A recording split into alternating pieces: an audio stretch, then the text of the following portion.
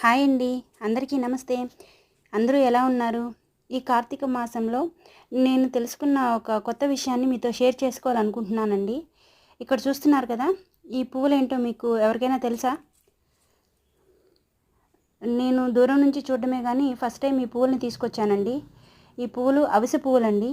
అవిసె చెట్లు తెలుసు కదా, ఆ, ఎక్కువగా అవిసాకు తాలింపు పెద్దలకు పెడుతూ ఉంటారు. ఆ చెట్టు పువ్వులండి.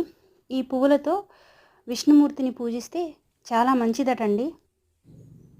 ఈ పువ్వులతో విష్ణుమూర్తిని పూజిస్తే 10 అశ్వమేధ యాగాలు చేసినంత పుణ్యం వస్తుందటండి. ఇది నేను కార్తీక పురాణంలో చదివాను. నేను ప్రతిరోజు కార్తీక పురాణం ఒక్కొక్క భాగం ఒక్కొక్క అధ్యాయం చదువుతూ ఉంటానండి. అందులో వచ్చింది.